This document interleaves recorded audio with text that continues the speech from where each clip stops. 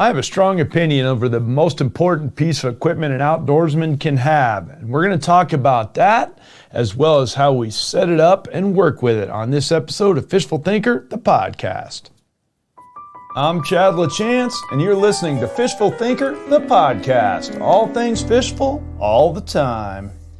Hey y'all, Chad LaChance here. Thanks so much for tuning in to this episode of Fishful Thinker, the podcast. Of course, it is brought to you, as always, by our friends at Sportsman's Warehouse, sportsmans.com, or 132 plus brick and mortar stores around the country and opening new ones every month.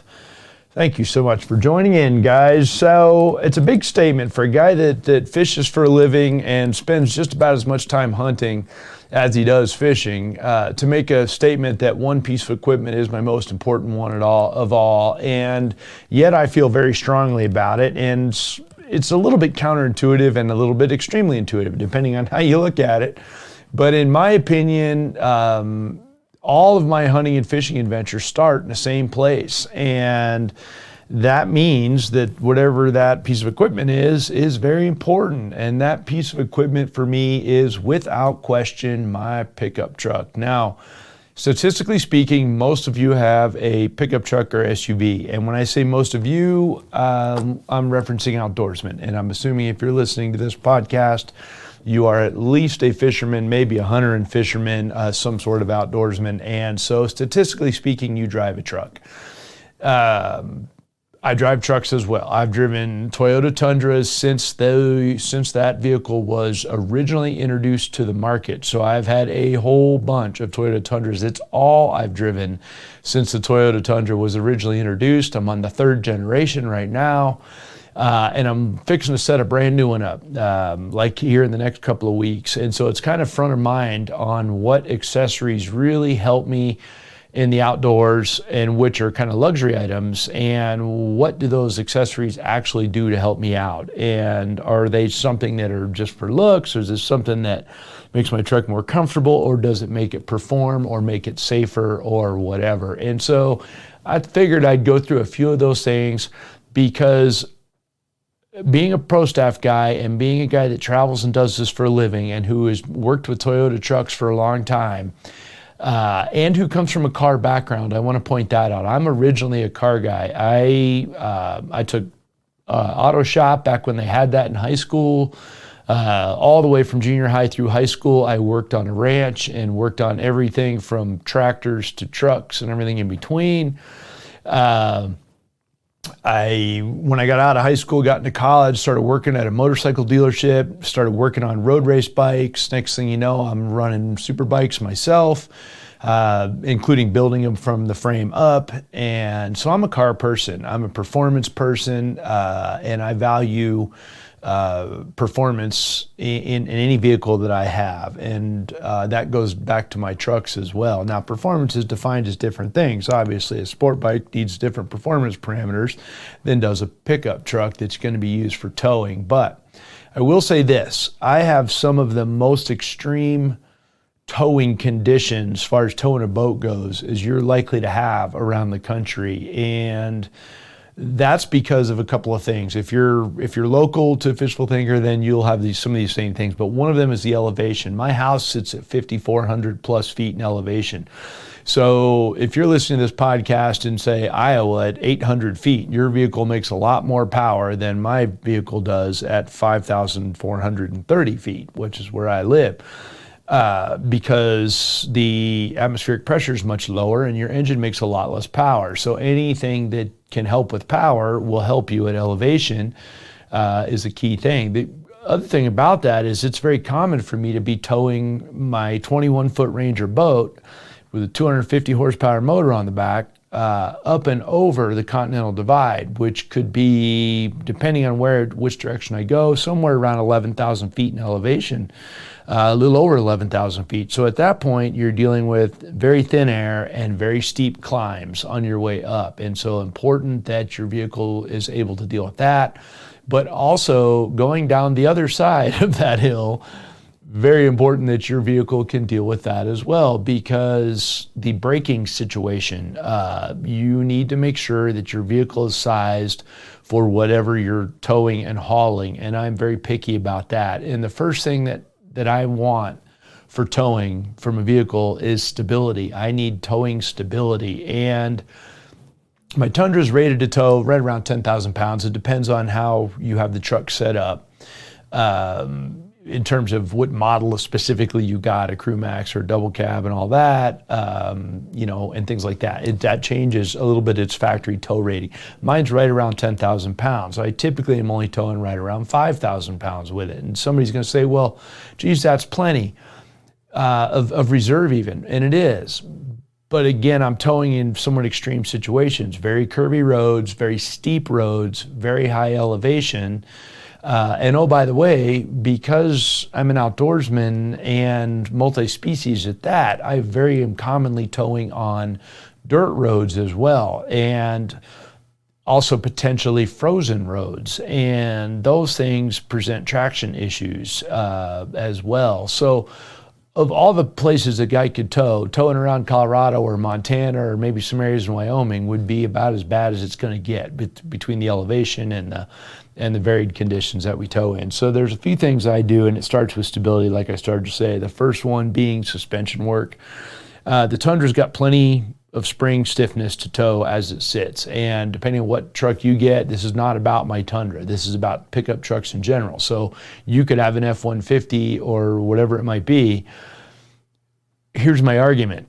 The factory spring rates at the rear end of the truck are not stiff enough, even with half the tow rating of the Toyota and also the F-150, which I have experience with from a friend of mine.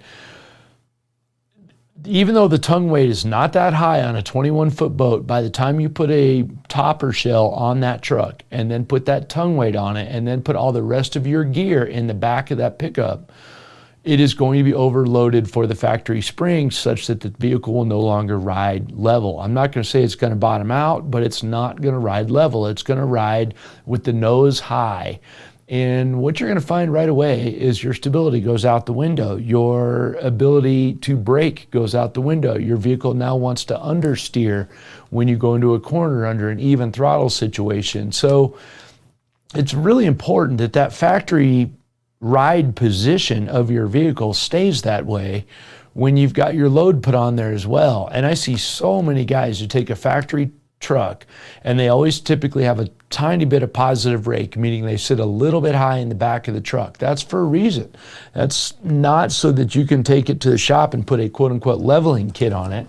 That's fine if you're never going to put anything in the back and you want the truck to understeer. But at the end of the day, the truck handles better with a little bit more weight on the front end under a normal situation, so that when you put anything in the back of the truck, even if it just starts with a 250-pound topper, it's going to level itself out slightly and it's going to be better. And when you put, say, 500 or 800 pounds in the back of the truck and you put a topper on it and you put the tongue of a 21-foot boat that's fully loaded on it, now you are down halfway through your spring rates, and that's not ideal. So I'm not going to beat that horse anymore. Spring rates are not that difficult or expensive to change. In my case, I've done everything from an Adaleaf, which works fairly well. You can use airbags, which works fairly well, although I'm not a big fan of airbags because it's more stuff to go wrong. You can also get a whole nother spring pack or a coilover pack, depending on what your truck looks like, and change your spring rates out that way. But it's the spring rates you need to deal with, not the shocks. The shocks alone aren't going to help you without the springs. If your spring rates are significantly stiffer than the stock ones were, then you're going to have to deal with shocks as well. And that's, in my case, I do shocks and springs at the same time. And my preference is for the Adaleaf.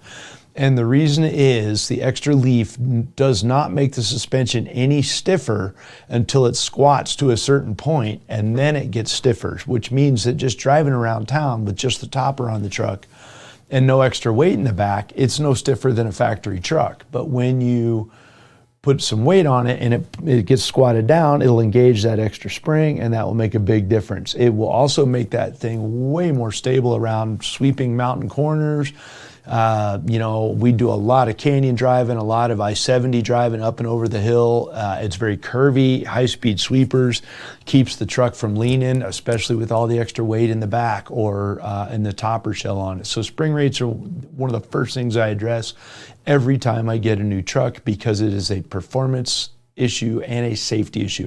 Whether you want the truck to be taller or not taller, that's not the point. The point is only that it maintain its ride height with the load that you're going to generally be hauling with it.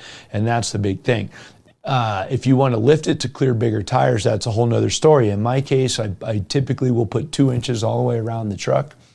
But again, I don't lift the front more than the back. It's important that you have a little bit of positive rake. The reason I put 2 inches on there is it goes next to the next point of my truck. I like a little bit of a low profile tire, so I go to 20-inch wheels. Now you could be 18s, 19s, 20s, whatever. I like the 20-inch wheel with the little bit low profile tire on it, and the reason being that stiffer sidewall on that tire handles very well on paved roads in terms of lateral stability. So in other words, the vehicle steers very neutrally. It doesn't understeer. It doesn't have any what's known as scrub in a tight parking lot where you turn the steering hard lock to one side and it wants to go around the corner because the tire is rolling off the rim. It's a very stiff tire, and that allows for higher cornering loads on pavement. Now, some of you that are four-wheelers are going to say, I want a soft sidewall. I want a soft sidewall. I'm not building a rock crawler. This is not a truck that's made to go rock crawling and up and over all the bumps and mountain passes in 4 low. I'm building a truck that'll do 2 tracks, dirt roads, back roads, farm roads, and highways, canyon driving, that kind of stuff, but not around town. This is not a pavement princess. But it is definitely not a rock crawler. And I will be the first to admit that a nice soft sidewall and a real balloony tire is fantastic in 2 feet of snow, or is fantastic on a very heavy, rocky, 4 low type rock crawling situation.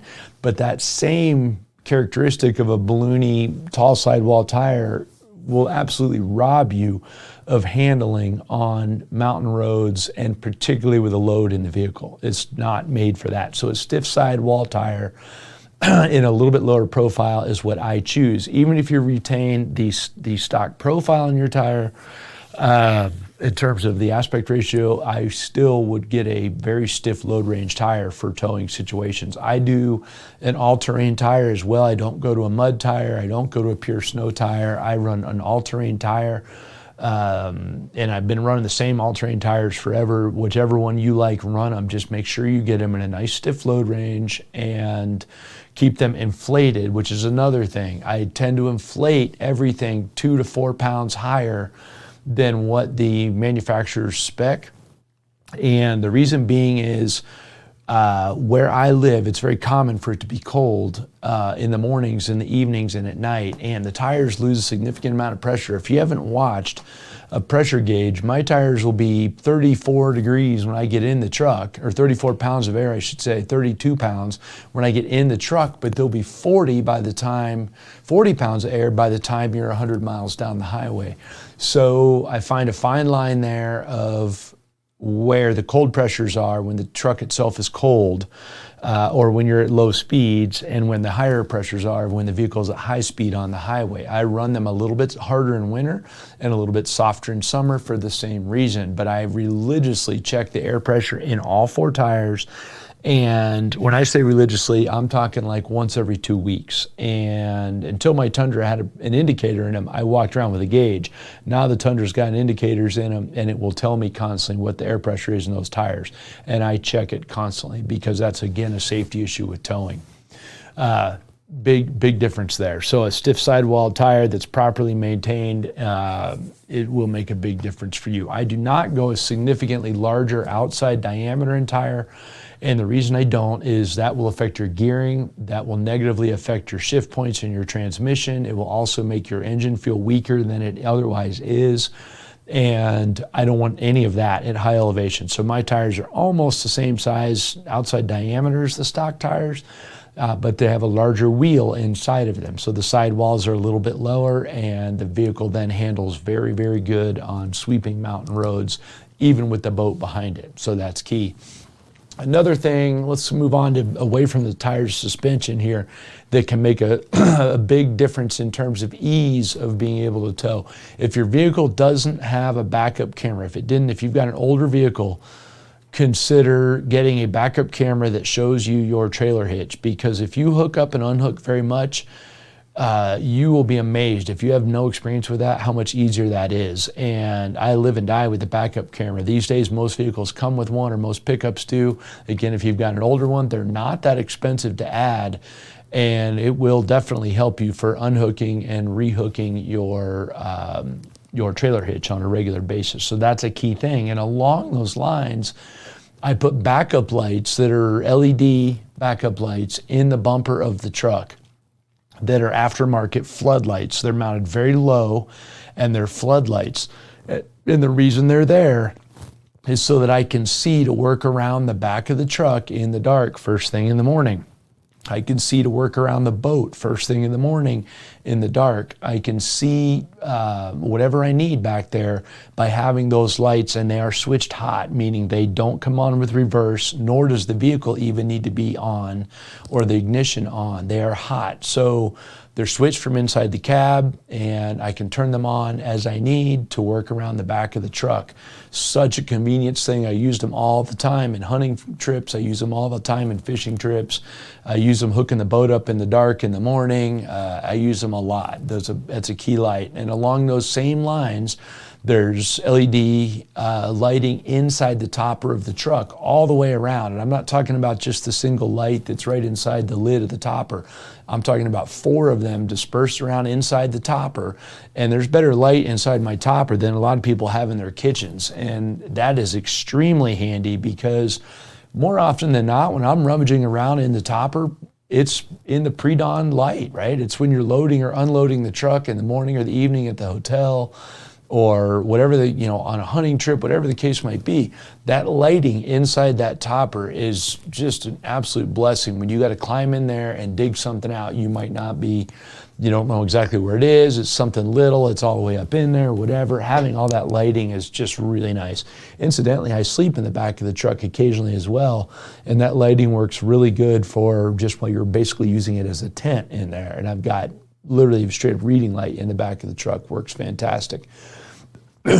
Excuse me. Another thing in the back of the truck, which I think is extremely handy, which is something I never would have thought of. In fact, I used to joke about you have to give up your man card when you get one of these, but after having one now for almost 5 years, I'll never have a truck without one again, and that's a bed rug. And it sounds dumb, but it's padding and a rug for the inside of your whole bed of your pickup, and it does a couple things.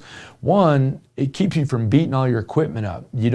Nothing slides around on it, nothing gets beat up. If I've got a gun in a soft-sided gun case in there and it bounces around in there, well, it's bouncing around a little bit on an inch thick of foam with carpet on top of it, instead of bouncing in the metal pickup bed or on a bed liner.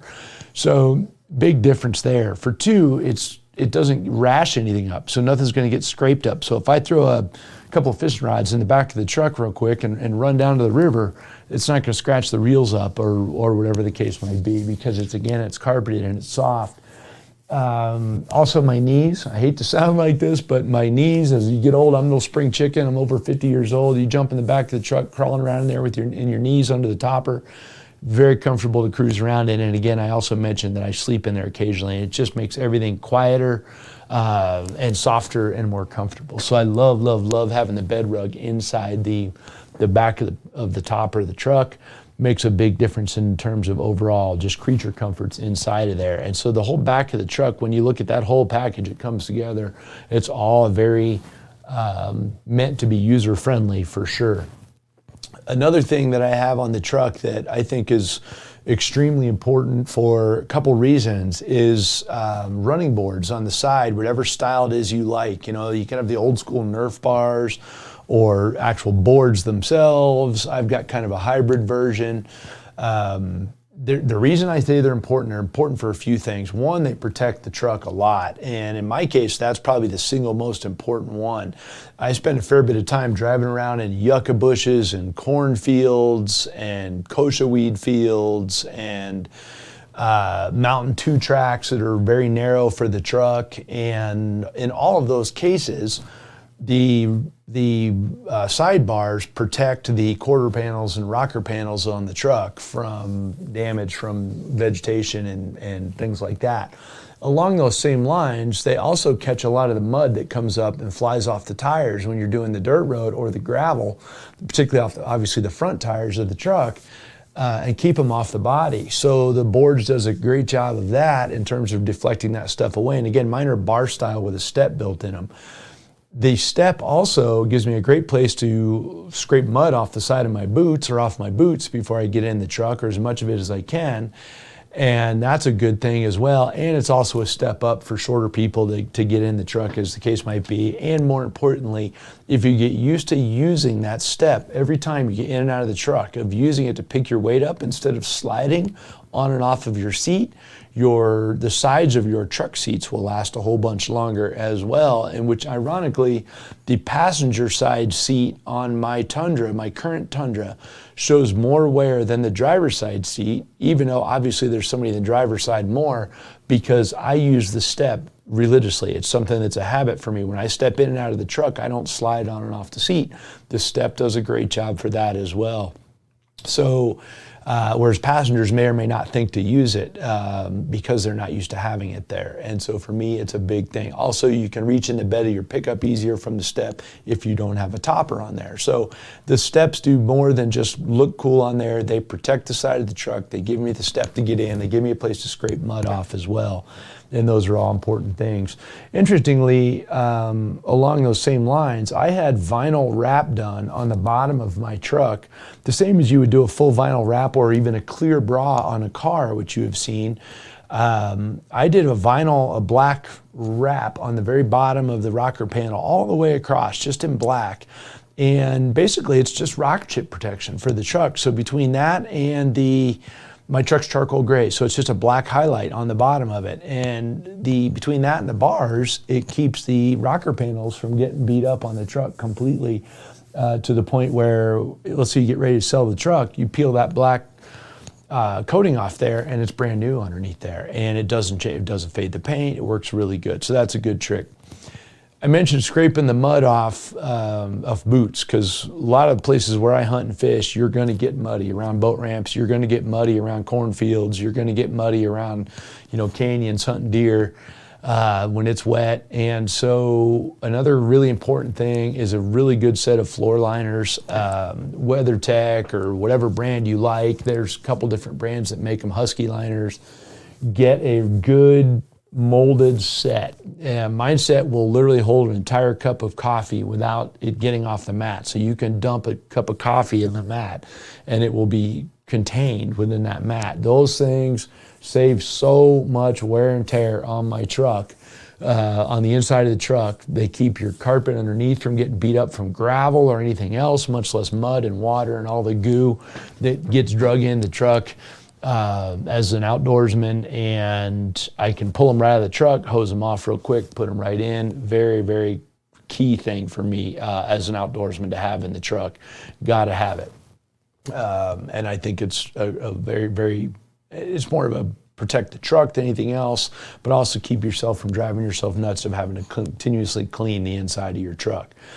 So the last thing I'll throw out there that's on my truck that I think are very helpful depending on where you live, for me is what I consider an excessive amount of front lighting, road lighting, low angle, wide beam lighting, plus high angle, more spot beam lighting that is for off-road use only. And the reason is I spend a tremendous amount of time driving around in backcountry areas, and if you spend much time driving around the West, you know that there is a lot of deer and antelope and elk and every other kind of critter that wants to be out in the middle of the road. So the light keeps me from hitting that stuff. It also, or helps me to keep from hitting that stuff. Also helps me see through on the curvy mountain roads. And you're driving down a Mountain 2 track somewhere, or a mountain dirt road in the dark. There's no street lighting anywhere. We don't have light pollution anywhere. This is the Western United States. It's dark out there unless the moon's out. All that very bright lighting keeps you from making mistakes. It helps you see things in the road. It helps you see things animals wise, all of that. And they are switched from inside the cab with big, easy to get to lighted switches so that I can slap them at a glance. So if I see approaching headlights or something on a dirt road, I'll turn them on. Again, these are not for on highway use, but if it's 3 o'clock in the morning and I'm on a canyon road somewhere coming back from filming or hunting somewhere, yes, I'm going to turn them on, because you're going to see approaching headlights anyway. Before you get around corners. I'm going to use them on all the ranch roads and the back roads that we drive around to keep from hitting stuff, and just be very religious about being able to turn them on. And again, the switches are, or turn them off. The switches are in immediate range and lit, I should say, lidded. I don't think that's a word, but they're very accessible for me so that you can turn them on and off in a whim. But that lighting has saved a whole bunch of critters over the years, or subsequently kept me from being in a jam from hitting one and ended up in a ditch or something fun like that. But those are the items I consider kind of must-haves in my truck. They make it comfortable, they make it safe, they make it a very good overland towing vehicle. And I tow everything from bass boats to bigger party boats to wood splitters and trailers. You know, somebody had said before, it's been called out, oh, you have that bed rug, you can't put firewood in there. Sure you can. The bed rug comes right out if you need to, or you can put it in there and just vacuum it out, which is what I use. Or I just get in the truck and use the leaf blower and blow everything out of it. But it works really good all the around for that kind of stuff. My truck gets used for everything a pickup would get used for. Hauling lumber, hauling firewood, hauling boats, towing boats, and everything in between. So that's it. That's my spiel on trucks and why I think they're the most important vehicle or most important tool you have as an outdoorsman. Every time I'm getting ready to go on a hunting or fishing trip, it starts with loading and unloading the truck. And usually before that, I'll give the truck a quick maintenance one-over and make sure everything is up to speed before we leave. So if you want any information or specifics on my truck, you can reach out to me and I'll be glad to tell you. I've got more than 500,000 miles in tundras towing boats.